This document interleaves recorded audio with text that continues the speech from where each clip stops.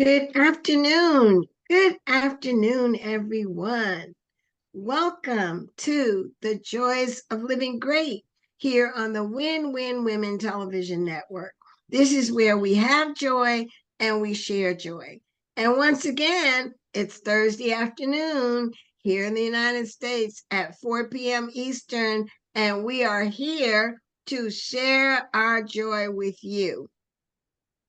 For the month of July, we have been talking about celebrating, and celebrating is what we can do really, really well. Today, we are actually celebrating the joys of freedom. Now, freedom itself is a big word. It doesn't seem to be a big word, but it is a big word. It's a big word because freedom is sometimes hard to define. And that's because people define freedom in many, many different ways. And you can be free of one aspect of something in life and not feel free from something else. So a free person really is not subject to the arbitrary will of someone else. That person is free to choose his or own way in life. Anyone who has those kinds of freedoms know what it means to really feel that you can have freedoms. So again, as we go through the celebrating the joys of freedom, we can think about many different things and many aspects, and we may or may not cover any of the aspects that would affect you. But if you can think of any ways where you actually feel free, you feel that you have the liberty and the right to define your own existence, to define what it is that you want to do and what you care about doing, then by all means, join us. Come in, listen, share with us what it is that you feel is making you have that freedom. Now, most of us think that to be free means that you're free to think, you're free to speak, you're free to write, you're free to create, you're free to marry, you're free to eat and drink, you're free to smoke even if you like to. You're free to start a business, you're free to run a business, and you're free to associate with the people that you would like to associate with. That's kind of the foundation of freedom. And that's what I mean when I say freedom has a lot of different aspects. It's the foundation that gives you the ability to construct your life as an individual the way that you want to. When you can do something in your life that is desirable to you, that is something that you truly want to do, or it is something that the will of God has led you to do, and you are joyful about doing it, then that's a freedom. Freedom also leads, let me tell you, to a lot of social harmony.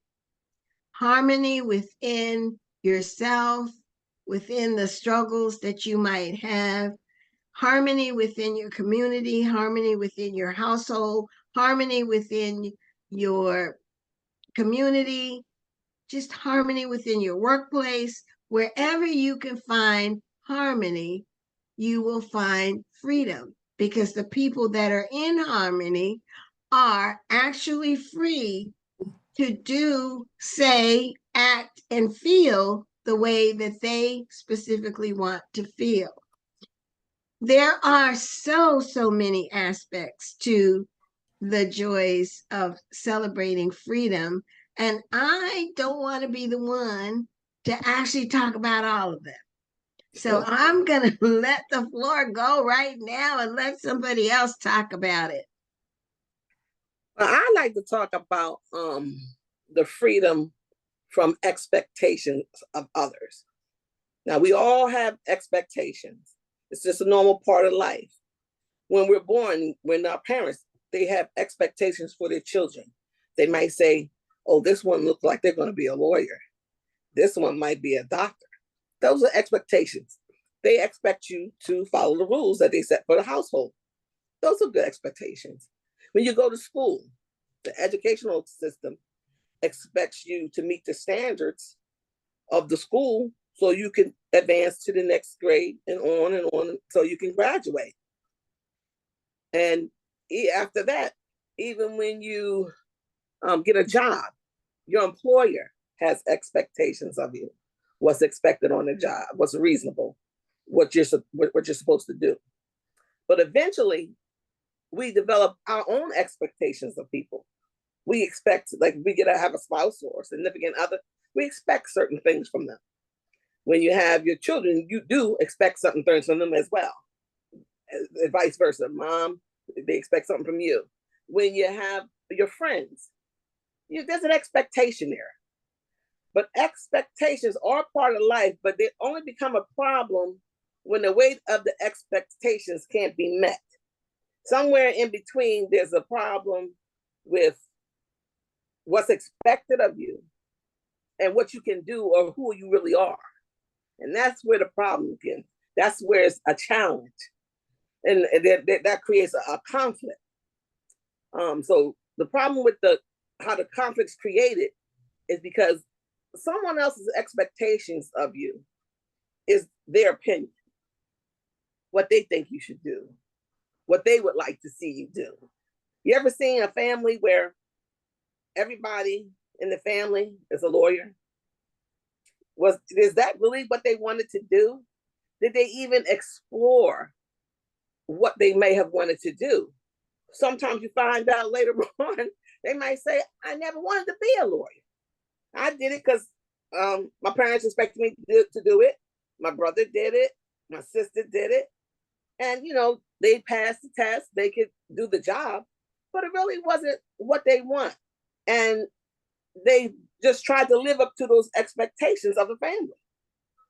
But expectations sometimes can cause anxiety or resentment. And those things that you want to get away from.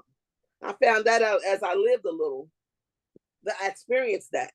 And I wanted to get away from it. And some of the ways that you can get away from the expectations of others is it's all right to take input, advice. But sometimes you really got to think about what it is that you want to do. You may have to sit down in your own quiet time and you might got to journal some thoughts. What do you think that you're really good at? The person that you are on the inside. What is that inner voice telling you to do? Everybody can't go to college. Everybody shouldn't go. But, half the time when you're coming up, that's unheard of. You going to school.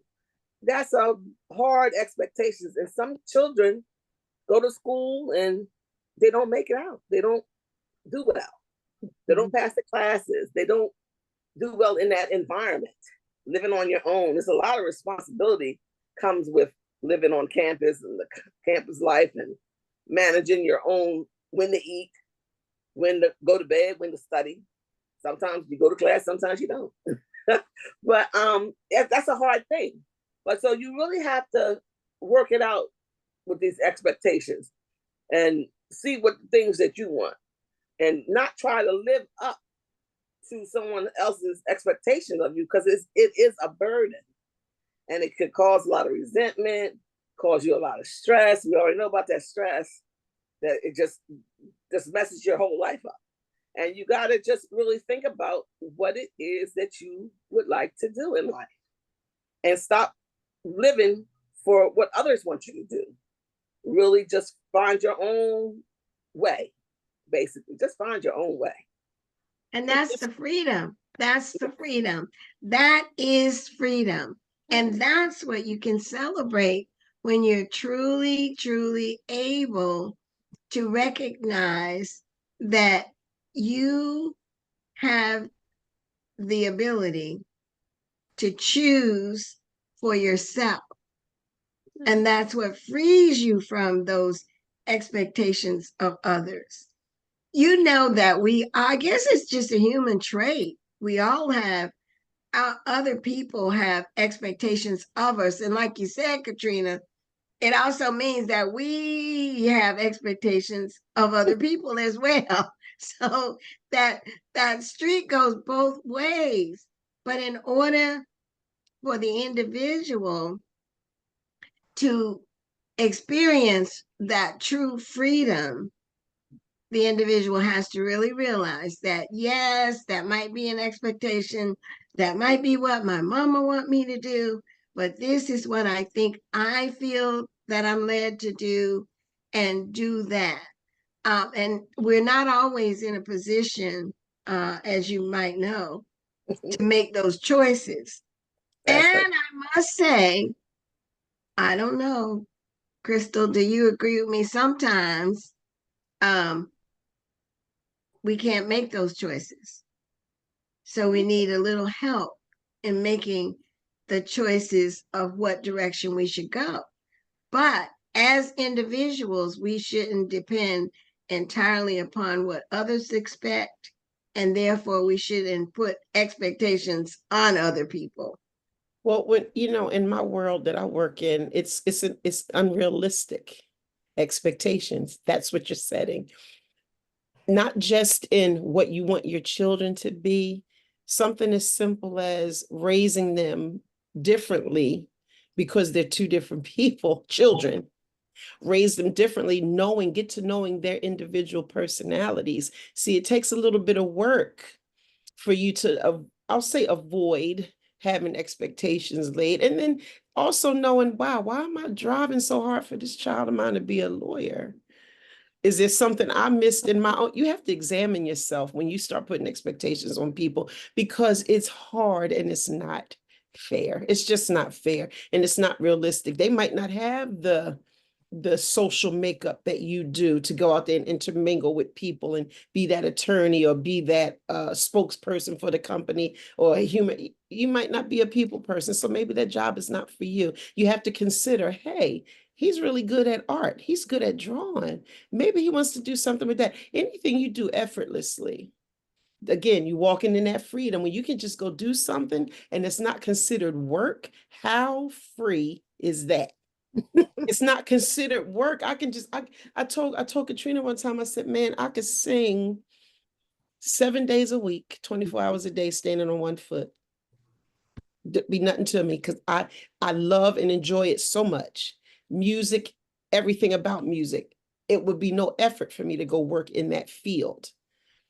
But then knowing, I believe, like Katrina said, knowing who you are, and you said it too, Faye, knowing who you are, knowing what you want. I mean, I do have a little dream or expectation of my own, of myself. So there where you set boundaries and say, hey, I understand you have expectations about this, but I need you to respect a few things that I like and things. It's just difficult because we're grown, and always you're representing your family and that family name, and well, sometimes we can excel in other things that we were created to do. I might not have been created to be. Listen, my mom had a conniption. I wanted to be a police officer. When I got, it worked because I just didn't do. I was, oh my God, she was very upset. Like, no, please don't, because it's a dangerous job. Well, that though tapped me into what I'm supposed to be doing. I found that out. So there was a God tap right there. A God tap, tap, tap. All right. All right, I'll consider something different, and wound up walking in what I'm supposed to be walking in. But at the end of the day, I had to know that. As an individual, you have to examine self and what do I really want to do? What am I really good at? God, what do you have me to do?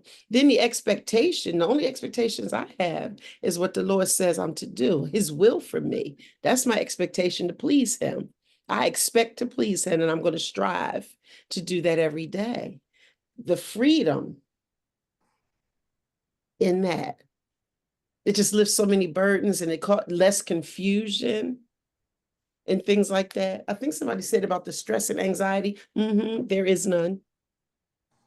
Nothing unhealthy, I should say, anyway. A little bit of anxiety, sure, when you opening doors, stepping into new things. But when no, I was born for this. I'm born to do this.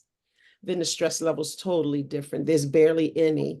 And it's a motivator more than a hindrance, whatever little But bit of stress you have, you know? So, freedom actually gives meaning to our yes. lives. So when we talk about the freedom, indeed, it really allows us to define our own meaning. And when we're able to do that, it really puts us in the right place. Mhm. But now there are so many celebrations of freedom that we have throughout life. We can start with birth. You know, somebody's in the family's having a baby. What are we going to do? We're going to have a celebration, right? We're Mhm. going to celebrate that. And then as we move through life, we celebrate different stages. What are some of the stages that you may have celebrated going through that phase of life, starting with when birth occurs? What are some of those joyous celebrations that you may have had? Well, I've had coming from birth for someone else. We always celebrate the birth of a baby, have a beautiful baby shower, especially the first one. You got to do it up for the first baby shower. But you know, in my family, it was so cute. We celebrated everything the kids did, like those plays. Don't sleep on those plays. You got to go to your kids' plays. The first play that they're in, they got these little parts, one-liners. It is so important to them. They dress up. There's the whole big to-do about it. You got to be there. You have to celebrate that. The family goes, or the media family, they go. My sister used to come to my kids. I had to go to hers. And mom used to go. You have to do that. It's so important to them when they do that. The little graduation, kindergarten, graduation from the sixth grade, junior high, Mhm. of course, high school. But and Mhm. then we always, me and my sister and mom, the girls always do this. And you extended it to the kids too when they came along. Celebrate your birthday. Like it's like, look, you're the only one born on that day. We used to make a big deal about it. Oh, you always got presents because my sister and I was born in December. So you can't mix gifts. There's a birthday gift, there's a Christmas gift, and they're identified as such. We made sure because we're December babies. We don't like that. Birthdays are special. And I'm not talking about landmark birthdays. When we were doing this, every birthday we would celebrate. We would celebrate it, go out together. We used to dinner. Come on, you get a little gift, and we know it's your birthday. You get a little present and stuff. And we did the same thing with the kids. Even if you were at home and you made a cake, cupcakes or whatever, made a It's a special dinner, cake. let them get their little friends over, you know. But we celebrate those. Those things make the best memories They do. in life. They So do. we celebrate them because we want good memories of times that we spent together. So that's what we celebrate. Anything that was good. But We those use are them to, also I'm sorry. celebrations of joy because of what they are and what they mean to the person.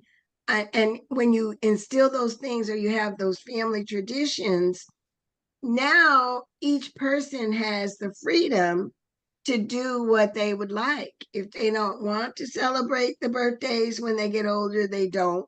But most families that start with those celebrations, and I think, Crystal, you were telling us that your family celebrated regularly. We celebrated everything all the time. My grandmother was at my oldest son's pre-K graduation. Like, what is that? We just do, we do, we do that every month. We had a family day. Every single month we had a family day. And our cousins that lived out of town, pretty close, no more than about an hour or two away, but they came I think it was every third Sunday. It was crazy, but we celebrated each other. And every now and then, if there were birthdays in that month, we did a cake for everybody who celebrated that month.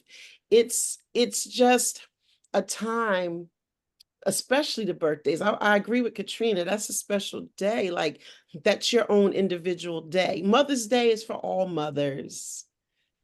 Father's Day is for all fathers. graduation, well, you had a whole class of people graduating and your brother's already graduated, you got a sister coming up the road graduating, but when it's your birthday, listen, my sons, when they got of a certain age and I started seeing some of the certain things that they liked, I started packing gift bags full of their favorite things, just to let them know, yeah, I know what's special about you, and I watch what you like, and I like that about you. And they just would be so overjoyed that the smile was everything, everything. Wow, mom, you knew that, you remembered that, you listened close. It just indicates how much you're in tune with that relationship you're in. And I'm free to give.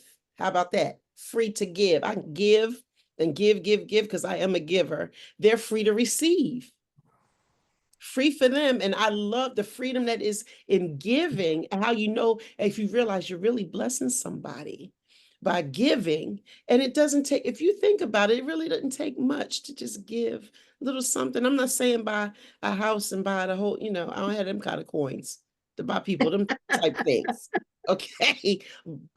But I can buy some of your favorite things, memorable things, small things, trinket things, and things that I know that will make somebody smile. It's just a blessing to do that and to be free in doing it. Again, there's a joy in giving. I know we've talked about joy in giving before multiple times. It really is a joy in giving. That's a freedom in it. More blessed to give than receive. So the Now blessing. there's a mark of success in all of our lives. There are some marks, I should say, plural marks of success, where we actually have financial freedom. And that's when you look back, I mean, you celebrate it when you bought a new house. You celebrate it if you got a new car. Mm-hmm. You celebrate it when you got a car and you could stop riding the bus. On the bus, yep. You celebrate it when you got the washer and dryer in your house and you didn't have to go to the laundromat. There are so many financial freedoms that we celebrate. And then we have the spiritual freedoms. We always, in my family, we always celebrate baptisms. Yeah. No matter what the age is, if somebody's being baptized, that's important. And that means get together, gotta celebrate it. And then there are the baby dedications. When the baby is dedicated at church, that's a celebration. The big one is when someone actually receives and acknowledges their salvation. Mm-hmm. That's a big one. That's a big one. But all of those moments present different areas of life where freedom by the individual and the people involved, the families, the friends, actually occurs. So when we talk about the joys of freedom, it really does give meaning to life for us to know that we have the freedoms that are available to us that we can use. Yes, we can do all of these things. We can think, speak, write, create, do all of those things. And all of these freedoms lead us to the joys that we have in life. And it includes the economic freedoms. Are there any other freedoms that you might think about that helps us to really come to that celebration where it's something that we celebrate? There's so many. I know I haven't covered them all. Well, I know we discussed talking about being free from busyness, doing. I mean, and when I say busyness, I mean it seems pointless having a point to the person who's busy, but sometimes when we sit down and evaluate, yeah, that was pointless. Those moves I was making, it was pointless. But being busy, not focusing, not having the concentration we need to focus on what's the most important thing. We don't have the balance that we need. But when we get it and we just have a new flow of being, just a new flow, a different routine. It's a different strategies for each. And I mean, this can be on at home, in your job, interacting with family, booking too many engagements. We all also talked about that before. Booking too many engagements, filling up that calendar. Again, knowing your lane, knowing your space is actually freeing to you. I think Martha was the busy one, and Yeah. Mary sat at Jesus' feet.